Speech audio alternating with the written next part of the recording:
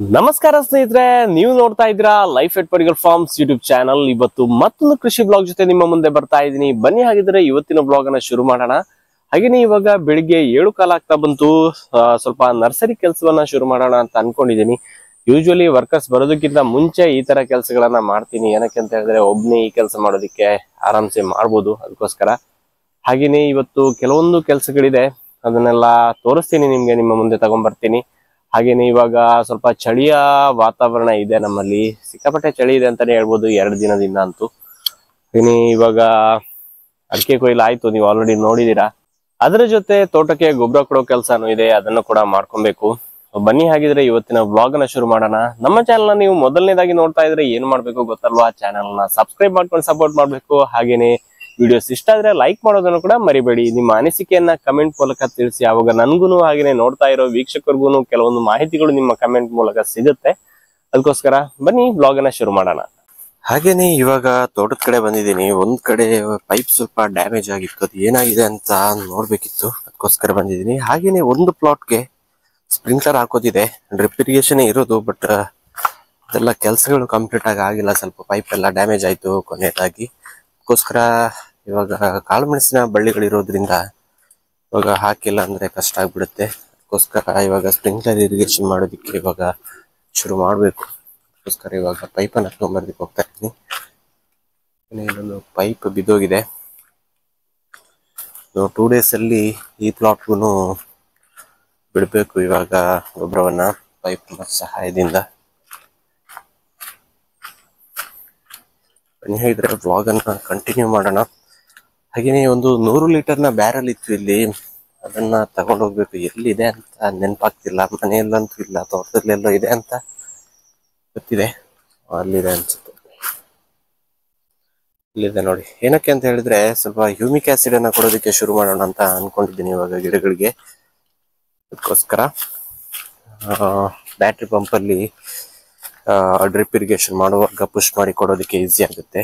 ಕಳೆದ ವರ್ಷ ಎಲ್ಲ ಫರ್ಟಿಲೈಸರ್ ಅನ್ನು ಅದೇ ತರ ಕೊಟ್ಟಿದ್ವಿ ಅಲ್ವಾ, ಈ ಬಾರಿನೂ ಕೊಡೋಣ ಅಂತ. 100 ಲೀಟರ್ ಬ್ಯಾರಲ್ ಅಲ್ಲಿ ಸಾಕಾಗುತ್ತೆ.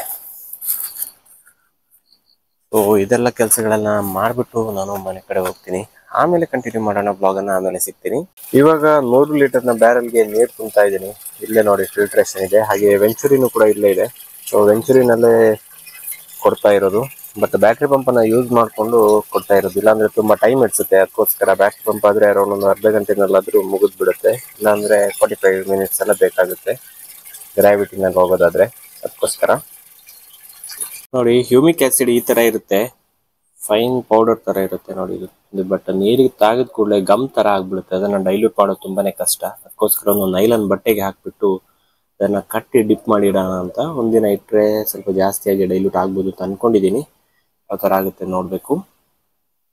ನೋಡಿ, ನೈಲನ್ ಬಟ್ಟೆಗೆ ಹಾಕಿರೋ ಜಾಗದಲ್ಲೂ ಕೂಡ ನೋಡಿ ಇಲ್ಲಿ ಪೌಡರ್ ತರ ಕಾಣಿಸ್ತಾ ಇದೆ. ಸೊ ಹೋಪ್ಫುಲಿ ಚೆನ್ನಾಗಿ ಡೈಲ್ಯೂಟ್ ಆಗ್ಬೋದು ಅಂತ ಅನ್ಕೊಂಡಿದೀನಿ.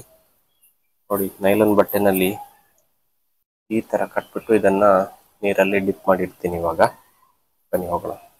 ನೋಡಿ, ಇದು ಡಿಪ್ ಮಾಡ್ತಾ ಇದ್ದಂಗೆ ಯಾವ ತರ ಹ್ಯೂಮಿಕ್ ಆಸಿಡ್ ಡೈಲ್ಯೂಟ್ ಆಗಿ ಬರ್ತಾ ಇದೆ ನೋಡಿ. ಸೊ ಈ ತರ ಕೆಲವು ಗಂಟೆಗಳ ಕಾಲ ಇಟ್ಬಿಟ್ರೆ ಅದು ಚೆನ್ನಾಗಿ ಡೈಲ್ಯೂಟ್ ಆಗ್ಬೋದು ಅಂತ ಅನ್ಸುತ್ತೆ ನೋಡುವಾಗ.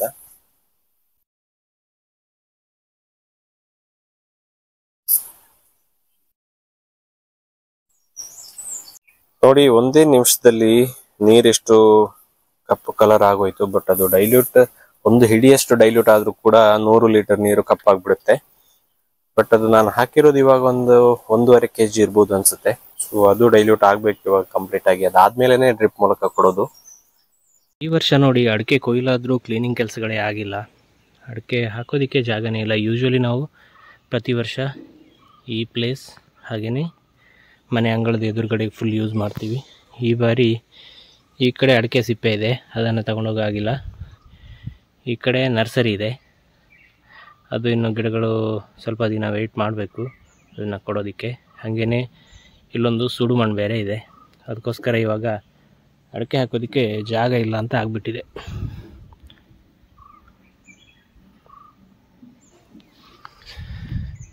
ಹಾಗೆ ಇವಾಗ ನಾನು ಇಲ್ಲಿ ಟೆರೆಸಲ್ಲಿ ಸ್ವಲ್ಪ ಹಾಕೋಣ ಅಂತ ಹೊರಟಿರೋದು. ಏನಕ್ಕೆಂದರೆ ಅಂಗಳ ಕ್ಲೀನ್ ಮಾಡೋದಕ್ಕೆ ಇನ್ನೊಂದು 2 ವಾರ ಆದರೂ ಟೈಮ್ ಬೇಕು. ಏನಕ್ಕೆ ಅಂದರೆ ಸುಡುಮಣ್ಣಿಗೆ ಬೆಂಕಿ ಕೊಡೋದಕ್ಕೆ ಆಗಲ್ಲ ಇವಾಗಲೇ. ಅದಕ್ಕೆ ಸ್ವಲ್ಪ ಮಣ್ಣೆಲ್ಲ ಹಾಕೋ ಕೆಲಸ ಇದೆ. ಅದಕ್ಕೋಸ್ಕರ ಅಷ್ಟು ಟೈಮ್ ಅಡಿಕೆಯನ್ನು ಹಂಗೆ ಇಟ್ಟರೆ ಅದು ಕೊಳೆಯೋದಕ್ಕೆ ಶುರುವಾಗುತ್ತೆ. ಅದಕ್ಕೋಸ್ಕರ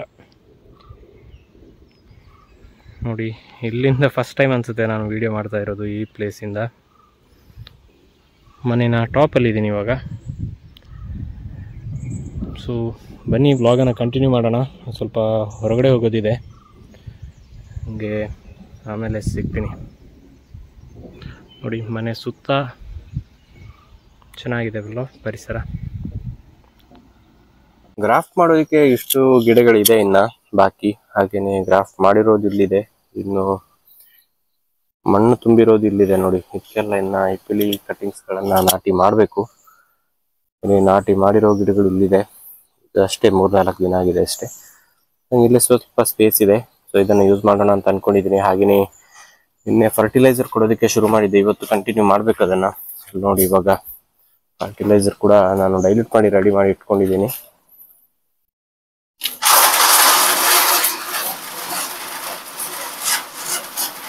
ಸ್ನೇಹಿತರೆ, ಹಾಗೆ ಇವಾಗ ನರ್ಸರಿ ಕೆಲಸ ಎಲ್ಲ ಮುಗಿಸ್ಕೊಂಡು ಅರೌಂಡ್ ಒಂದು 9:30 ಆಗ್ತಾ ಇದ್ದಂಗೆ ನಾನು ತೋಟದ ಕಡೆ ಬಂದಿದ್ದೀನಿ. ಏನಕ್ಕೆ ಅಂತ ಹೇಳಿದ್ರೆ, ಗಿಡಗಳಿಗೆ ಗೊಬ್ಬರ ಕೊಡೋದಕ್ಕೆ. ಆಲ್ರೆಡಿ ತೋರಿಸಿದ್ದೆ ಅಲ್ವಾ, ಅರೌಂಡ್ ಒಂದು 4 ಬ್ಯಾರೆಲ್ ಆಗುವಷ್ಟು ಫರ್ಟಿಲೈಸರ್ ಅನ್ನ ಡೈಲ್ಯೂಟ್ ಮಾಡಿ ಇಟ್ಟಿದ್ದೆ. ಹಂಗೆ ಇವಾಗ ನೋಡಿ, ಇಲ್ಲಿ ಸ್ಪ್ರೇಗನ್ನ ನಾಸಲ್ ಅನ್ನ ತೆಗೆದ್ಬಿಟ್ಟು ಈ ತರ ಡೈರೆಕ್ಟ್ ಆಗಿ ನಾನು ಡೈಲ್ಯೂಟ್ ಮಾಡಿರೋ ಗೊಬ್ಬರವನ್ನ ಕೊಡ್ತಾ ಇದ್ದೀನಿ. ಸೊ ಹಳೆ ಬ್ಲಾಗ್ಗಳೆಲ್ಲ ಮೆನ್ಷನ್ ಮಾಡಿದ್ದೀನಿ ಯಾವ ಗೊಬ್ಬರವನ್ನ ಕೊಡ್ತಾ ಇದ್ದೀನಿ ಅಂತ. ಸೊ ಹಂಗೆ ಅರೌಂಡ್ ಒಂದು 2 ಲೀಟರ್ ಆಗುವಷ್ಟು ಗೊಬ್ಬರವನ್ನ ಇವಾಗ ಒಂದೊಂದು ಮರಗಳಿಗೆ ಹಾಗೇನೆ ಗಿಡಗಳಿಗೂ ಸೇಮ್ ಕ್ವಾಂಟಿಟಿನಲ್ಲೇ ಕೊಡ್ತಾ ಇದ್ದೀನಿ. ಕಾಳು ಮೆಣಸಿನ ಬಳ್ಳಿ ಇರೋದಕ್ಕೆ ಸ್ವಲ್ಪ ಜಾಸ್ತಿ ಕೊಡ್ತಾ ಇದ್ದೀನಿ ಅಷ್ಟೇ.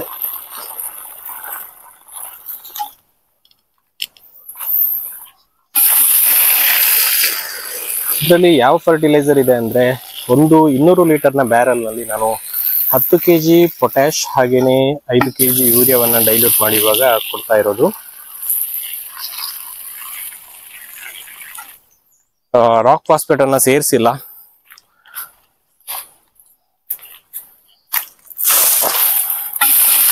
ಅರೌಂಡ್ ಒಂದು 1.5 ಅಡಿಯಷ್ಟು ದೂರಕ್ಕೆ ನಾನು ಇವಾಗ ಡೈಲ್ಯೂಟ್ ಮಾಡಿರೋ ಗೊಬ್ಬರವನ್ನ ಈ ತರ ಕೊಡ್ತಾ ಇರೋದು. ಇದು 2ನೇ ಬಾರಿ ಈ ತರ ಕೊಡ್ತಾ ಇರೋದು. ಫಸ್ಟ್ ರೌಂಡ್ ಕೊಟ್ಟಾದ್ಮೇಲೆ ಸ್ವಲ್ಪ ರಿಸಲ್ಟ್ ಚೆನ್ನಾಗಿದೆ ಅಂತ ಅನ್ನಿಸ್ತು. ಅದಕ್ಕೋಸ್ಕರ ಈ ಬಾರಿನೂ ಸೆಕೆಂಡ್ ರೌಂಡ್ ಕೊಡೋಣ ಅಂತ. ಆಕ್ಚುಲಿ 30 ಡೇಸ್ಗೆ ಒಂದ್ಸಲ ಕೊಡ್ಬೇಕು ಅಂತ ಅನ್ಕೊಂಡಿದ್ದೆ, ಬಟ್ ಬೇರೆಲ್ಲ ಕೆಲಸಗಳಲ್ಲಿ ಬ್ಯುಸಿಯಾಗಿ ಆಗಿಲ್ಲ. ಅರೌಂಡ್ ಒಂದು 45 ಡೇಸ್ ಆಯ್ತು ಇವಾಗ ಫಸ್ಟ್ ರೌಂಡ್ ಕೊಟ್ಟು. ಇನ್ನೊಂದು ಪ್ಲಾಟ್ಗೆ ಕರೆಕ್ಟ್ 30 ಡೇಸ್ಗೆ ಕೊಟ್ಟಿದ್ದೆ, ಬಟ್ ಈ ಪ್ಲಾಟ್ಗೆ ಕೊಡೋದಕ್ಕೆ ಟೈಮ್ ಆಗಿರಲಿಲ್ಲ. ಸೊ ಇದ್ರೆ ನಾನು ಈ ಕೆಲಸದಲ್ಲಿ ಕಂಟಿನ್ಯೂ ಆಗ್ತೀನಿ, ಆಮೇಲೆ ಸಿಗೋಣ. ಕೊನೆಗೆ ಇವಾಗ ನೋಡಿ, ಅರೌಂಡ್ ಒಂದು 2 ಬಿಂದಿಗೆ ಆಗುವಷ್ಟು ಸರ್ಫ್ ಎಕ್ಸೆಲ್ ಅನ್ನ ನಾನು ಡೈಲ್ಯೂಟ್ ಮಾಡಿ ಬಂದಿದ್ದೆ. ಸೊ ಅದನ್ನ ಒಂದ್ಸರಿ ಹಾಯಿಸೋದು, ಅವಾಗ ಪಂಪ್ ಹಾಗೇನೆ ಪೈಪ್ ಚೆನ್ನಾಗಿ ಕ್ಲೀನ್ ಆಗುತ್ತೆ ಅವಾಗ. ಸೊ ಬನ್ನಿ, ಆಗಿದ್ರೆ ನಾನು ಮನೆ ಕಡೆ ಹೋಗ್ತೀನಿ. ಒಂದು ಟೀ ಎಲ್ಲ ಕುಡಿದ್ಬಿಟ್ಟು ಆಮೇಲೆ ಬೇರೆ ಕೆಲಸದಲ್ಲಿ ಕಂಟಿನ್ಯೂ ಆಗ್ತೀನಿ. ಗೊಬ್ಬರ ಕೊಡೋದಕ್ಕಿಂತ ಮುಂಚೆನೇ 4 ಬ್ಯಾರಲಲ್ಲಿ ನಾನು ಫರ್ಟಿಲೈಸರನ್ನು ಡೈಲ್ಯೂಟ್ ಮಾಡಿ ಇಟ್ಟಿದ್ದೆ. ಸೊ ಅಷ್ಟನ್ನು ಇವಾಗ ಕೊಟ್ಟು ಕಂಪ್ಲೀಟ್ ಮಾಡಿದೆ. ಇನ್ನು ಮುಂದಿನದನ್ನು ನಾಳೆ ಕಂಟಿನ್ಯೂ ಮಾಡೋಣ. ಅದಕ್ಕೋಸ್ಕರ ಇಲ್ಲಿ ಪೈಪ್ಗಳನ್ನೆಲ್ಲ ಮರಕ್ಕೆ ಈ ಥರ ಕಟ್ತಾ ಇದ್ದೀನಿ. ನೈಟ್ ಟೈಮಲ್ಲಿ ಹಂದಿ ಕಾಟದಿಂದ ಪೈಪ್ಗೆ ಡ್ಯಾಮೇಜ್ ಆಗೋದು ಬೇಡ ಅಂತ ಈ ಥರ ಪ್ರತಿ ಬಾರಿ ಮಾಡ್ತೀನಿ. ಹಾಗೆಯೇ ಬ್ಲಾಗನ್ನು ಕೂಡ ಇಲ್ಲಿಗೆ ಮುಗಿಸ್ತೀನಿ. ಮತ್ತೊಂದು ವೀಡಿಯೋದೊಂದಿಗೆ ಬರ್ತೀನಿ. ನಮ್ಮ ಇನ್ನೊಂದು ಯೂಟ್ಯೂಬ್ ಚಾನಲ್ನ ನೀವು ನೋಡಿಲ್ಲ ಅಂದರೆ ಲಿಂಕನ್ನು ಡಿಸ್ಕ್ರಿಪ್ಷನಲ್ಲಿ ಹಾಕಿರ್ತೀನಿ, ಚೆಕ್ ಮಾಡಿ. ಅಲ್ಲಿ ತನಕ ನಮಸ್ಕಾರ.